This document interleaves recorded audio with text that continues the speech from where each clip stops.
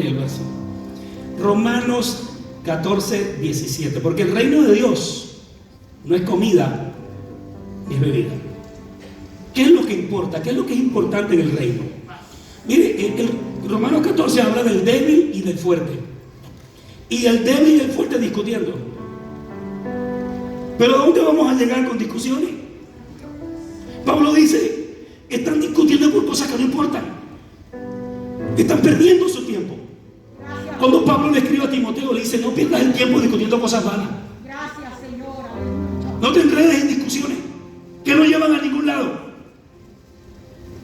En otras palabras, maximiza tu tiempo, aprovéchalo en las cosas que importan. Ay, Dios mío. Saca ventaja de tu tiempo enfocándote en lo que importa. Lo que es la comida, el que come y el que no come, el débil y el fuerte. Porque el fuerte es el que piensa que puede hacer todo lo que entienda que puede hacer siempre que no peque. Y el débil es el que piensa que si consume algo de comida que ya ha sido sacrificado a los ídolos, piensa que está pecando. No está seguro, no tiene una conciencia desarrollada, no ha alcanzado madurez. Y Pablo dice, dejen las discusiones, porque el reino de Dios no tiene nada que ver con eso. Pablo dice, el reino de Dios tiene que ver con justicia. Tiene que ver con paz. Amén, aleluya. Y tiene que ver con gozo. Justicia, paz y gozo. Y vamos a ir más adelante en diciembre. Vamos a trabajar y vamos a mirar más de cerca lo que es la paz. Más de cerca lo que es la paz. Porque el que nació en el pesebre de Belén lo llamaron en el libro de Isaías el príncipe de paz. Aleluya, aleluya. Y lo profético, porque dice lo dilatado de su imperio, de su reino, y la paz no tendrán límites. Cuando Cristo venga a reinar va a haber paz. Y el diablo va a estar atado 1000 años y serán 1000 años de paz. Le espera una cadena al diablo, buena gente, bien buena gente. Una cadenita de 1000 años. Y hay un gran ángel que está preparado con la cadena en la mano cuando llegue el momento. Eso lo dice el libro Apocalipsis, no estamos inventando aquí nada. Lo va a encadenar 1000 años. Esa es la primera cuota. La que viene será eterna y no hay salida.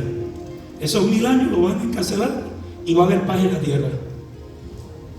Y como terminan los 1000 años, lo sacan de allí.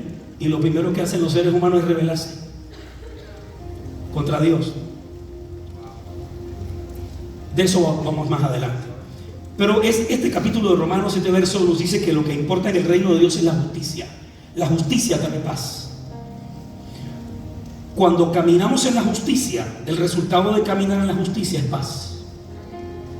No hay paz sin justicia. La iglesia está en la tierra para caminar en justicia. Hacer justicia a las personas. Porque hacer justicia a las personas conduce a la paz. Promueve la paz. Hacer justicia promueve la paz. Y esos son principios del reino de Dios. La justicia y el resultado de ello, la paz. Vamos a ver que en ese verso el Espíritu Santo está conectado con la justicia, con la paz y con el gozo. Dice en el Espíritu Santo. ¿Podríamos leerlo juntos, por favor, en esta mañana? Porque el reino de Dios no es comida ni bebida, sino justicia, paz y gozo en el Espíritu Santo. Quiere decir que una vida influenciada por el Espíritu Santo es una vida de gozo. Una vida influenciada por el Espíritu Santo es una vida de paz. Una vida influenciada por el Espíritu Santo es una vida de justicia. Y estos tres elementos están conectados y el apóstol Pablo los relaciona porque la influencia del Espíritu es la influencia del reino. La influencia del Espíritu Santo es la influencia del reino de Dios. Y la Biblia dice que cuando usted y yo aceptamos a Cristo como Salvador, Dios nos trasladó de la potestad de las tinieblas al reino de su amado Hijo, nuestro Señor y Salvador Jesucristo. Es un traslado de una influencia del mal a una influencia del reino de Dios. Es un traslado. La pregunta sería ¿qué te influencia? ¿Qué te gobierna? ¿Qué te impulsa? ¿Qué te mueve? Hemos sido trasladados de la potestad, poder, autoridad, influencia Ya el poder de las tinieblas no tiene autoridad sobre nosotros, porque hemos sido trasladados de la potestad de las tinieblas al reino del amado Hijo de Dios, nuestro Señor Jesucristo. ¿Alguien se encuentra en el reino de Dios en este día? Estoy en el reino de Dios, influenciado por el reino de Dios. Cuando abres tus ojos en la mañana, me influencia el reino. Me influencia el reino de Dios. Me influencia el reino de Dios. ¿Cómo entras al reino? Aceptando a Jesús. Él es la puerta. Jesús dijo: yo soy la puerta. Todo el que por mí entrare será salvo. ¿Cómo entras al reino? Aceptando a Cristo como Salvador y Señor. Dice que el que nace de nuevo es el que acepta a Jesús. El que dice que a todos los que le recibieron, a los que creen en su nombre, les dio la potestad de ser hechos hijos de Dios. Así que si recibes a Jesús como Señor y Salvador, entras en el reino de Dios. Jesús le dijo a Nicodemo: de cierto te digo que el que no naciere de nuevo no puede ver el reino de Dios. Así que el nuevo nacimiento es la entrada al reino de Dios. Y el nuevo nacimiento es la experiencia de haber conocido a Jesús y haberle entregado nuestras vidas. Le entregas tu vida a Cristo y la puerta se abre al reino de Dios. El reino de Dios es una puerta que puede abrirse para bendecir, influenciar, transformar y cambiar la vida de las personas. Cuando entras al reino de Dios, esta es una esfera de influencia transformadora en la vida. Un cambio en la manera de pensar, un cambio en la manera de vivir, una transformación del corazón, un cambio del corazón, un cambio interno. Dios dice que cuando venimos a Jesús, Él dice: les voy a dar un corazón nuevo. Voy a poner un corazón nuevo dentro de ustedes. Les daré un nuevo corazón para amarme, para obedecerme, para seguir mis instrucciones, dócil para percibir cuando estoy moviéndome, cuando estoy obrando, cuando estoy actuando, para rendirse a mis propósitos. Les daré un corazón para que me obedezcan. Oh santo Dios. Nota que Dios no te impone que le obedezcas. Dios te da un corazón para que desees obedecerlo. Dios te da un corazón nuevo. Entonces en el reino de Dios lo que ocurre es un cambio interno, un cambio del corazón, un corazón nuevo para poder amar a Dios. Un espíritu nuevo, porque antes estaba desconectado. Cuando el espíritu humano está desconectado de Dios, está muerto. Las funciones del espíritu no están activas hasta que Dios entra en ese ser humano y activa su espíritu. Esas funciones del espíritu comienzan entonces a dominar el escenario. Cuando hablamos del espíritu humano, hablamos de las propiedades del espíritu. Y el espíritu humano tiene unas características. Una de ellas es la comunión. No puedes conectarte con Dios con tu mente, pero te puedes conectar con Dios con tu espíritu, porque Dios sopló espíritu dentro de ti. Hay una parte de Dios en tu interior. Hay un aliento de Dios. Oh, Dios mío, que eso es lo que te hace mirar hacia arriba. Es lo que te hace buscar conectarte. Mi alma te alaba, Señor amado. Lámpara de Jehová es el espíritu del hombre. Lámpara de Jehová es el espíritu del hombre, la cual escudriña lo más profundo de su ser. ¿Quién conoció las cosas de Dios sino el espíritu que está en Dios? ¿Y quién conoció las cosas del hombre sino el espíritu del hombre que está en él? Y cuando el espíritu de Dios se une con el espíritu de la persona, del ser humano, el espíritu humano se activa. Y la comunión con Dios es el primer resultado. Comunión con Dios. Se activó el espíritu humano por la entrada del Espíritu Santo al corazón, y la función de la comunión con Dios se hace realidad. La función de la conciencia es una función del espíritu humano. Cuando el Espíritu Santo entra en el corazón de la persona y es influenciada por el reino de Dios, entonces su conciencia es iluminada. Entonces puede discernir lo que está bien y lo que está mal. Porque el espíritu humano que estaba desconectado y muerto, cuando entra la vida de Dios, aleluya, entonces comienza la conciencia a ver con más claridad. Alabado sea Dios. El espíritu humano tiene la propiedad de recibir conocimiento. Es conocimiento intuitivo. Es el conocimiento que no media la razón. Es un conocimiento que usted lo recibe de manera súbita, inmediata. Dios mío. No sé si está aquí todavía, pero usted no nació así adulto, ¿verdad que no? Dígale que tiene cerca, tú no naciste así como te ves ahora. Tú te ves lo más bien. Pero usted no nació así. Usted nació como un bebé.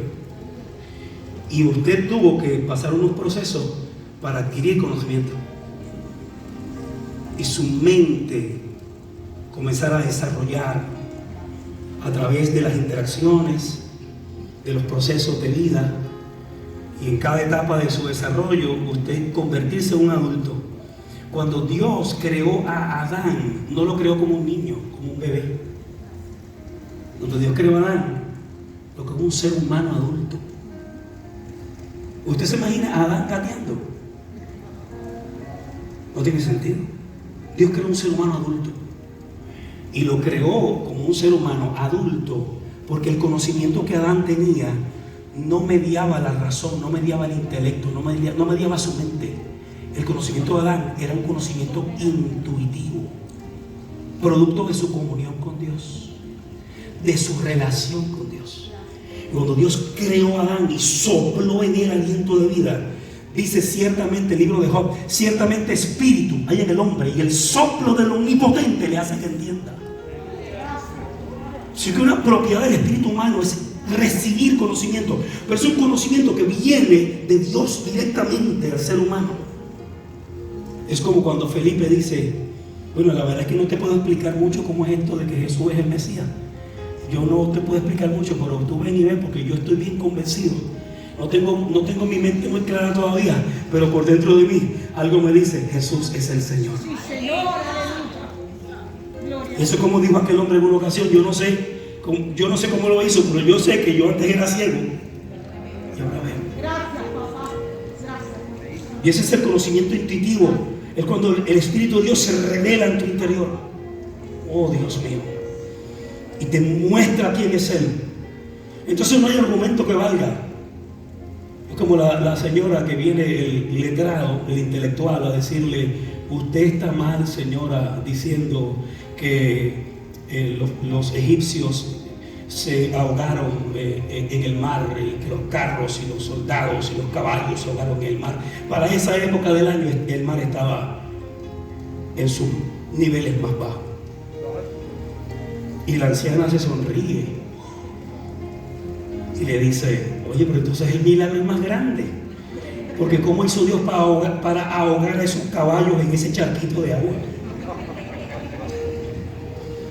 Lo tiene interior, no hay argumento que valga. Cuando estás en el reino de Dios, tu espíritu está siendo influenciado por el reino y alma que alaba. Gloria a Dios. Y por eso, aunque no entiendas las circunstancias, ahora eres del espíritu. Y el que pertenece al espíritu es como el viento que, aunque no sabe para dónde va, se sigue moviendo. ¡Ah, Dios mío! Alguien se lo puede decir que tiene cerca, síguete moviendo. Síguete moviendo, sigue adelante, aunque no entiendas, porque el que nace del espíritu es como el viento, no sabe de dónde viene ni para dónde va, pero se sigue moviendo, ves que se mueve. Cerramos el tema del espíritu aquí. Es una influencia del reino de Dios en nuestro espíritu. El Espíritu Santo viene a morar en nuestro interior, activa nuestro interior, activa nuestro espíritu, entonces comienza nuestra mente a entender, nuestra alma a ceder. Oh, Dios amado. Por eso que no es fácil cuando el alma cede. Cuando el alma cede es porque se está alimentando más el espíritu que el alma. Dios mío. Un misionero llega a una tribu indígena y comienza a hablar de Cristo y se convirtió el jefe de la tribu. Y el jefe de la tribu tuvo un sueño y vio a dos perros que estaban peleando uno con el otro. Y ese sueño lo inquietó tanto que el jefe de la tribu fue a donde el misionero a preguntarle qué significaba ese sueño, porque él se preguntaba en el sueño cuál de los dos perros iba a salir ganando. ¿Cuál perro prevalecería? Y el misionero, al escuchar el sueño del jefe de la tribu, le dijo, pues el que tú alimentes más, ese va a resultar ganando. Y hoy en día vivimos en una batalla del espíritu contra el alma contra el espíritu. Gálatas capítulo 5. El deseo del espíritu es contra la carne y el deseo de la carne es contra el espíritu. ¿Y quién va a ganar? El que alimente más. Yo quiero pedirle que se dé un aplauso en esta hora, un aplauso. ¿Por qué? Porque usted viene a alimentar su espíritu. Yo vine a alimentar mi espíritu. Vine a alimentar mi espíritu.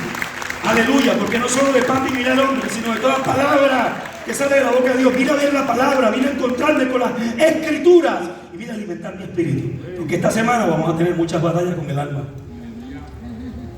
Y el alma te va a querer llevar una vida sin paz,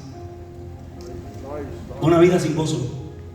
Y solamente se puede vivir dependiendo del poder del Espíritu Santo. Gracias, Señor, por tu palabra. Quiero tomar estos últimos minutos para compartir con ustedes cómo funciona la paz cuando obedecemos las instrucciones de Dios. Libro de los Salmos, el Salmo 119, verso 165. En mi lectura devocional de la Biblia en un año, voy precisamente, parte de las lecturas, es el Salmo 119. Y lo debo terminar ya los últimos versos, hasta el verso 175. Y en la lectura del Salmo 119, verso 165 dice: mucha paz tienen los que aman tu ley. Mucha paz tienen los que aman tu ley, y no hay en ellos tropiezo. Eso quiere decir que cuando decidimos seguir las instrucciones de Dios, el resultado de esa obediencia es paz. La paz es el resultado de obedecer las instrucciones de Dios. Es decir, la paz viene cuando vivimos en armonía con el Señor. Vivir en armonía con Dios, siguiendo sus instrucciones, el resultado es paz. La Biblia es nuestro manual de instrucciones, es nuestra guía para vivir. Y siempre que seguimos las instrucciones de Dios, siguiendo el manual, que es la palabra, que es la escritura, que es la Biblia, el resultado es paz interior. Si quieres un equipo que funcione bien, necesitas buscar el manual de instrucciones y operarlo según el manual para que tenga un buen funcionamiento. Por lo tanto, nosotros somos creación de Dios y tenemos un manual de operación. Cuando seguimos el manual de operación para las relaciones, funcionan. Cuando seguimos el manual de operación para la finanza, funcionan. La administración financiera, siguiendo las instrucciones del manual, van a funcionar. Cuando sigues el manual, no de la cultura, sino de la escritura, y sigues el manual de instrucciones para la crianza de los hijos, funciona. Si sigues el manual de Dios para las relaciones en tu vida, amistad, matrimonio, familia, hay un plan, hay un diseño, hay un manual. Si lo seguimos, vamos a tener como resultado la paz. La paz se aleja cuando seguimos nuestro propio corazón, cuando seguimos nuestra propia mente, nuestros sentidos. La paz se aleja de nosotros. Pero estar en paz con Dios es vivir según sus instrucciones. Y para seguir las instrucciones de Dios necesitamos ser humildes. Es decir, el orgullo se roba la paz. Es decir, cuando le decimos a Dios: no estoy dispuesto a seguir tus instrucciones en esta área de mi vida, lo voy a hacer siguiendo mi criterio, no voy a seguir el tuyo. En el momento en que decidimos